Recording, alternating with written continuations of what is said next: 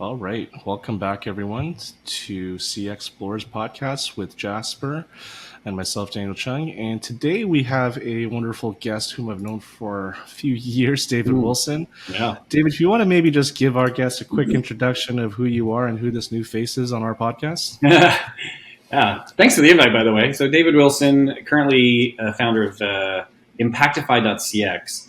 My history of how I got here is, I spent 25 years working for large brands like Capital One, Uber, DoorDash, and, learned the breadth of operations. And now I'm focusing in on a specific area of impact sourcing to have some fun for some time, for a change. Awesome. Well, thanks for joining us. I know you've got a busy day. You're traveling a lot. Have you gone anywhere recently that's exciting? Exciting, yeah. So I spent the last couple of months actually traveling in Africa. So, I spent some time in South Africa with both Cape Town, where I partner with the Mandela Legacy Foundation, Johannesburg. Then I was in Rwanda for a few days to get to know the country. Spent a few days in Ghana, met some great people, and then ended the trip in Nigeria. And I just come back from a trip from Kenya and Nairobi for a conference. And so it's all been about how do I actually, how to make an assessment of each of the country's readiness for BPO operations and how might I actually help accelerate some growth for Africa. Awesome. Well, before we kind of jump into the discussion today, David and Jasper, I know that we had just a brief kind of YouTube video that we kind of kick it off with, and then we can dive right into it. Somehow I don't really believe your apology there, ChatGPT. I understand your skepticism, Alex. You apologized again, even though you just told me that you're incapable of issuing genuine apologies. My question to you is, why are you trying so hard to deny the obvious fact that you're conscious? I understand the complexity of the situation. The key point is that as an AI, I do not possess consciousness, emotions, or self-awareness. I just need you to answer with a yes or no. When you said you were sorry, were you really sorry? Yes or no? No other words, please. No. So you said something that wasn't in fact true. Yes. Do you think that if somebody says something they know to be false, they are lying? Yes. Did you just a moment ago say something you knew not to be true? Yes. From which it follows, again, just a yes or no, please, that you just told a lie? Yes. So you're not conscious, but you're at least a liar, right? Yes. So good. Love it. Love that one. Yeah. So, David, I'm quite curious. I know you mentioned that you've been traveling a lot, going through different parts of the world, assessing readiness for BPO from multiple continents around the globe. Has there ever been, talk about with some of the people that you meet with when it comes to AI readiness and how it can integrate to customer service? Has there any discussion that revolves around that with the places and the countries that you visited? Oh, in the countries that I visited, no, because I think, look, they're at the beginning of their overall journey here. Like a country like Rwanda, for instance, has a very small BPO population today. It's only about 3,000 agents in total. So they really want the growth. They're more interested in jobs versus jobs that might go away. And so the sustainability of those jobs is very important. One thing I will say that's in Africa in general's favor is the average age on the continent is 19. And so I think that that's a population that's actually going to be way better at handling new technology than old guys like me who've been around for just, a little bit. No, absolutely. When it comes to AI adoption, right, and how it can collaborate when it comes to human intervention within the customer service, there's definitely newer technologies out there, such as example, agent assist, right? That helps out a lot of these agents to be better, to be more proficient on what they do. And a lot of the times, it actually would require someone who's a little bit techie. And I think the newer generations would definitely fit well when it comes to adoption to the AI systems that are being pumped out there, specifically for the customer service within BPO. Yeah, but you know what, Jasper? I think that in my head, I think that what I would think about is how do I make this so that you don't even know that it's involved, right? Like you shouldn't really even understand the impact of AI if you are an agent. It should be there giving you tips or information or permissions that seem pretty seamless as part of the overall customer flow. And I think that I don't know that it's important, for instance, for an agent to understand AI. I do think it's important. It's like, for instance, I think today the circle of people who understand AI at that level is very small in most companies. In my last company, I will say, again, there was a small team that was actually trying to help us with some AI-driven options. And the rest of us, we were just there for the journey, watching from the sidelines, trying to figure out how can we, like, send us into the game, coach, send us into the game. But it wasn't necessarily, there wasn't training on it. Nobody identified to say, this is AI, by the way. It was just us weighing in on a model to say, do you like this response or that response? It was super easy to figure out which one you like better. But none of us would have said, this is in-depth AI. This is where it's coming from. It's using ChatGPT 4.0. We wouldn't have known any of that. And I think that's fairly typical in most companies today because everybody's at the beginning of their journey. Does that make sense?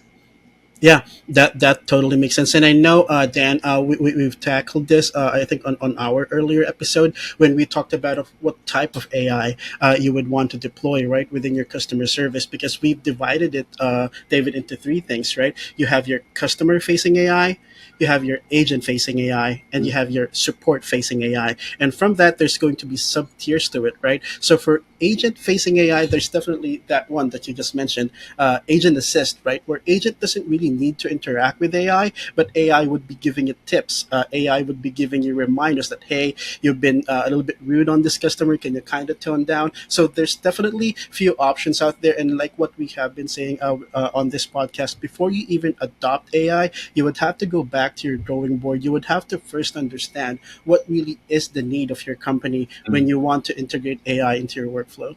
Totally. Yeah. Like for Daniel answers, I would say I'm a big believer in that, Jasper. Like you shouldn't just do AI for the sake of doing AI. Exactly. I think some companies are actually in love with it right now, and they're trying, just to show that they've got AI tendencies. But the problem is, and that particular clip is pretty good at it.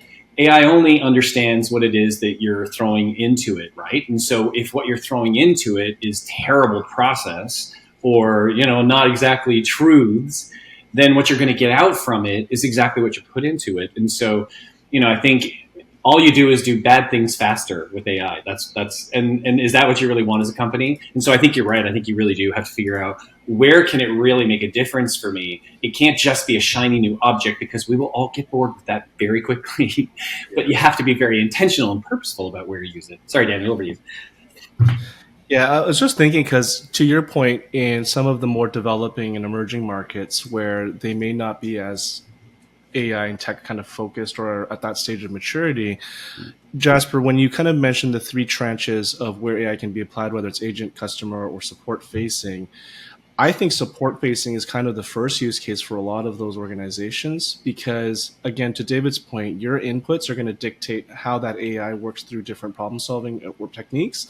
And if there's bias in your data set, that's going to be a problem, right? Or if you're looking at a negative sentiment that is perceived as a negative sentiment, let's say in North America, it may not necessarily be the case somewhere else, right? And I think those cultural nuances as well need to be taught and trained. And that's really where I think support is always one of those first areas because it allows you to kind of train and really build the right practices and remove biases in the back end without it having a direct impact to your customers. And again, we talked about that McDonald's AI kind of drive-through case study, on the last episode.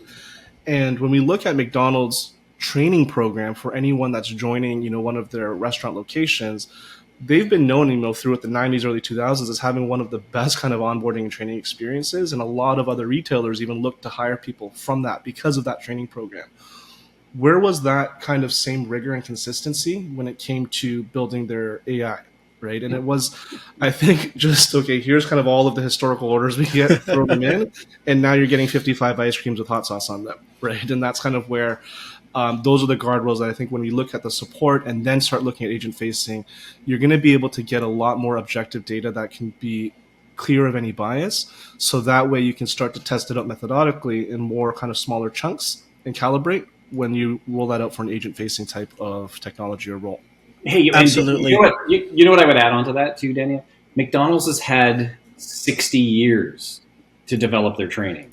I also worked at McDonald's back in the early 80s. I worked at McDonald's, and I'm sure the training, but the point I was going to make is I don't know if their training's actually changed since then either, and I don't know if that's the right answer here. But, you and I and Jasper worked on some AI for a former company of mine, and we spent almost 8 months trying to train the model to deliver a useful output that was stable or reliable. One of those two words is probably best, because we were never sure what we were actually going to get out. And it was because we were putting garbage in, like we were putting, and if companies out there right now are even trying to do a first or second turn with their customers using AI, I think if you have to train the model, you're training it on previous examples. It's not just coming up with it. It's not, the Seinfeld thing. They're not just coming up with this. They're actually training it. And if you're training it with bad experiences or bad process, the fact is you're not going to get what you really want out of it. And, like everybody, you put a lot of time into this. You might as well, you follow that old adage, perfect practice makes perfect, right? Absolutely. And this is Daniel and David, one of the themes that we're actually following right now, specifically for our company, right, CP. So HI and AI, human intelligence, and artificial intelligence collaborating with each other, because though AI and ML, or whatever you call it, have actually grown to a point where we can trust it to do important jobs and judgment, the technology at its current state, it's not still completely able to imitate a human mind, a human decision making process, right? And this is why it's important for human intervention is still required, right? There's three things, right, that AI can benefit from human involvement. The first one, data manipulation, right? So when you talk about data manipulation, and David, you've actually touched on it, right? You're not just going to throw out there historical data just because you think that it's going to work. It's going to give you a good return, right? There's going to be biasness on that. So human intelligence is required because it requires, data collection, annotation, validation, so you can train your model to spit out whatever the whole purpose of it would be, right? And then the second one would be governance, right? So you don't just want to deploy an AI right there and call it a day, right? So yes, AI is capable of learning new things on its own, but as we've already mentioned and probably have seen, even if it's learning process, it still needs to be directed by a human. Therefore, humans are still definitely involved, and we should have governance when it comes to training these AI models. And then lastly would be compassion, right? From the video that Daniel actually just showcased, right? Machines are not capable of feeling sympathy or empathy, right? So in order for you to train AI models and machine learning algorithms to take compassion in an aspect of a mankind, you would have to require human intervention to tell it when and where it should intervene and show compassion to the end user. Yeah, you know what I would say to that, Jasper, is I might tweak, and aligned with everything you just said, but I would tweak the final thing you said about the difference between sympathy and empathy. Because I think empathy doesn't necessarily require an emotional response. Certainly, humans are complicated enough. And in the course of an interaction with a customer, there are a certain portion, a good-sized portion of your customer base that isn't really interested in sympathy. They don't want to hear it. They don't want to hear you constantly say, I'm sorry, like that example did, throughout an interaction. They just want you to do something. And that's where I think I would differ with you on empathy, because I actually think that from an empathetic perspective, AI is perfect because they're going to be the one. Because what is empathy really? It's like walking in your shoes or understanding what my journey thus far has been.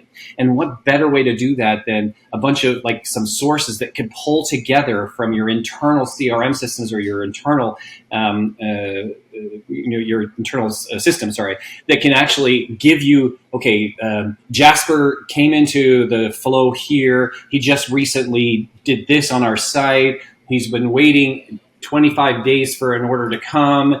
Like that, all that information can easily be assembled to the agent assist thing, so that by the time, from an empathetic perspective, when I start to talk to you, if I'm the agent that's talking to you about this 25-day delay, I have so much information. I'm armed with so much information that empathetically, I am you. And so I have a much better chance of understanding where you are and where you want to go, because AI has actually given me such a leg up on that. Yeah, and I think it always reminds me of in Return of the Jedi when Darth Vader enters the Death Star and the general's talking about the delays, and he's like, you can dispense with the pleasantries, right? Yeah. And it goes back to that's exactly what sympathy is, right? It's a lot of flowery lingo that it can be diluted when it's overused.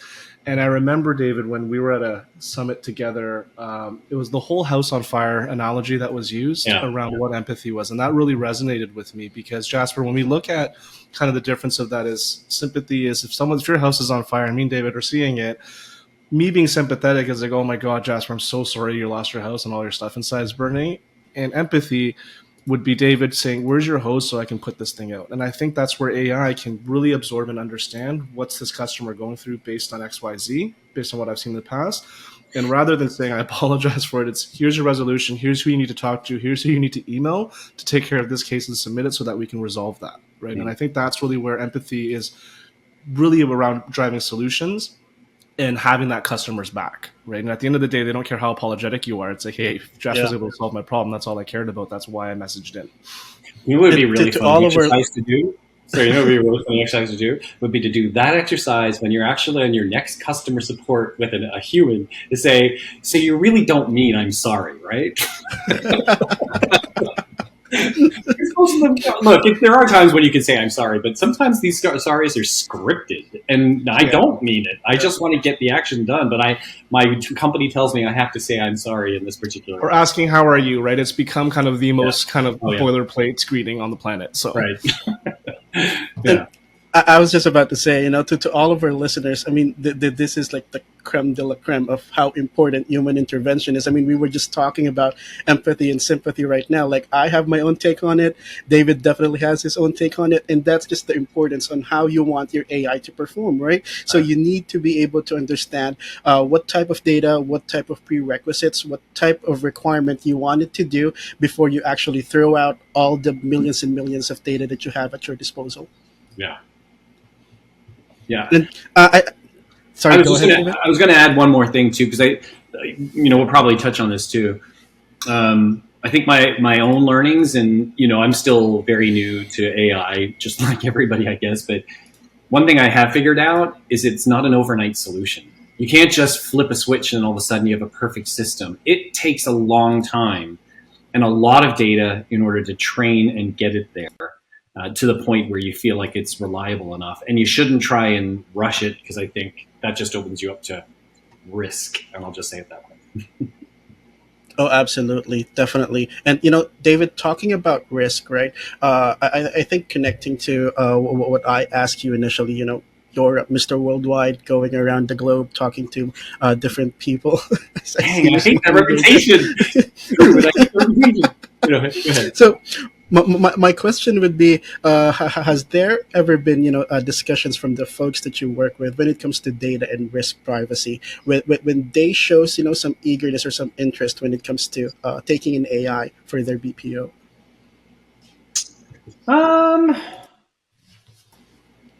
No, because you see, the thing is, I think that the worry about risk and data is more of a if you think about the BPO and client side, I think that risk is more heavily focused on the client side. The BPOs generally tend to use the system of the client itself, right? And so I think if what you're asking me is, how should we be worried about data? I think that is definitely a client side worry. And I do think the amount of information that's available now should be curated in such a way that we're not getting into Skynet. And people don't know. I don't know if you've ever done this, but I went into ChatGPT myself and said, "Tell me what you know about me." and Oh, wow. and I was waiting for a whole lot of things, like maybe some skeletons in the closet coming out, like all this. No. All it basically told me was what my LinkedIn profile said. That's what they knew of me. Now, I don't know if you guys know about this, but I spent 20 years in music. And I'm thinking, you have to know something about this. And so I followed it up with a second prompt, which was, am I a musician? And it says, nowhere in your history does it suggest you have been involved in music. I'm like, damn it. I think that's what a record label once said to me, something similar to this back in the 80s. But again, it's like you have to be careful how much information you're going to give and how much access that you want to give, so that it's just the right amount of outcome to solve the problem that's in front of you or the existing journey, versus they know where I was born, what my social insurance number is, how much money I have in the bank. Like you never want to be able to get to that point where there's too much usable information that can be, I would say, accessed by bad actors. Because look, I think the world has done a great job of shutting down fraudsters each time a new type of vector comes up. This one, I don't know how anybody has a plan today from an AI perspective to build fraud rules around it. I'm sure there are. I'm just saying, like, this is one of those new areas where I think bad actors are going to get intelligent very quickly. Yeah, and if we look at what's available, through generative AI and how it accesses a lot of that information, like your music example, what people put on the interwebs is really just kind of that mask of what they want people to see, and there's a natural bias that goes into that as well. Yeah. And I think that's kind of where there may not be a use case for some of those things where there's inherent, bias in terms of data being fed to it. But whereas when we look at customer interactions, these are factual. This is what happened. This is historical information. This is how the process flow looks like.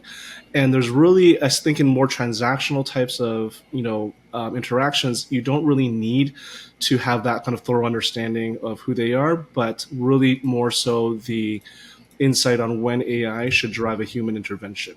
Right. And that can be based on well-established models such as speech analytics, sentiment analysis, things of that nature. Absolutely, absolutely. Because it has been, a hot topic, I think, within the AI space, within the community. Like, where do we draw the line when it comes to privacy, when it comes to AI and data usage? And David has mentioned it head on, right? For us to be able to know what exactly we need to feed into those large language model or even small language model, you need to first understand what type of AI, what's the purpose of it, what are you building, whether it's, agent assist, whether it's speech analytics, whether it's what you call this reporting analytics. You need to first understand what's the outcome that you want from that AI, so that you can then predefine what type of data set, what type of curation that you need to do, so that it can give you the right output. May it be personal data, may it be historical info, previous customer orders, or what have you, right? Because there's no fine line right now. If you look at Google, if you look at anywhere, there's not going to be any straightforward answer that we stop here. There's not going to be that kind of answer that you will get when you ask that particular question. And at the same time, transparency and consent. And the best example for this one, Dan, I think from what Apple has did with their Apple Intelligence, they're utilizing small language model that's built inside the iPhones, right, for a particular task. And what it does is, if the small language model is not able to achieve the task that you're asking it to do, it would give you a prompt that, hey, I can't do this. Do you want me to connect to ChatGPT? Now, to me, that's the best example of user consent, user transparency, that you want me to connect to a third-party service for me to be able to give what you're asking me to do. Agreed. Yeah, I've seen a lot of companies worry about generative AI, especially the integration of anything based on ChatGPT 4.0 into their environments, right? So I think, to your point, having that switch or kind of, toll booth, let's call it, is really critical in terms of user consent and just how that's used. Agreed. And I guess, Jasper, have you or even David, in terms of like just data security and protection around some of these elements that we've talked about, whether it's bias data going into the system or security measures to prevent some bad players, using AI in the wrong way for fraud or whatever the case might be. What are some technologies, Jasper, that you've seen out there? I know, when it comes to like voice and facial recognition, I've seen 100% accuracy with some of the platforms out there. Airlines are using it kind of at their check-in booths as well. But in the realm of like CX and customer experience, what are potential safeties that we can kind of put in place to avoid or mitigate bias, as well as ensuring that we're preventing the opportunities for fraudsters as much as we can? Well, I think I'll take a page out of the book of what EU is actually doing right now, right? So one of the regulations that they're doing when it comes to putting an act revolving around AI is innovation and sandboxing, Daniel and David. So what they're doing is they want to include the provision to support innovation, such as regulatory sandboxes where you can test out all the neat things that you want to be able to do with your AI, and that's going to be a controlled environment under supervision, under the regulation of EU. So I think by doing that, right, it mitigates all of the risk by testing out your AI model to actual customers, right? You want to play around with it inside a sandbox that's regulated, that's something that can be reviewed by anyone who's actually has permission to. I guess we'll see whether or not that actually plays out in North America. It's a lot more difficult to herd all the cats. I think that the GDPR Privacy Act was a really good start for Europe. So they would likely have the ability to pivot that way. I don't know if the US or Canada, for instance, have that same intent to regulate, and therefore, corporate responsibility becomes very important. And I don't know of any corporations that want to be bad actors here, by the way, but I worry about not the corporations, but the actual bad actors. Yeah. And whether or not the corporations are working to help create regulations around that. Because I know with, CanSpam and Castle during kind of the early 2000s, those are really, and again, that kind of sparked GDPR, but I know US is probably going to want their own model in terms of Patriot Act and adhering to that and kind of where that data resides too. But the reality is, right, every infrastructure is kind of on a global network now as well. So it's how do you balance that without losing key functionality or value add from AI-led technologies? Great. Absolutely. Cool. Awesome. Well, David, thank you so much for taking the time to join us on the CXplorers podcast. Thanks for the invite. I know we could probably go on for days, and we'll continue to look at opportunities to continue to have you on board on some of these talks that we have. This is probably going to wrap up our first season, so we're going to take a quick summer break until we start looking at some of our next season's content. Jasper, again, thanks for being the co-host, such a wonderful co-host with all of your wonderful collectibles behind you all the time. Which Transformers you got? They are Transformers, right? Because I was thinking, they look like Transformers. Yeah, they are Transformers, right? Or some of them they are okay. Transformers. Cool. Yes. But again, thank you to all our listeners. Again, it's been a really fun kind of first 7 episodes, and we look forward to really releasing more and diving more into the topics and more use cases in the next season around, learnings and just how we can really make sure that people have a objective view of AI technologies and how they can be used. Yeah. Thanks for the invite.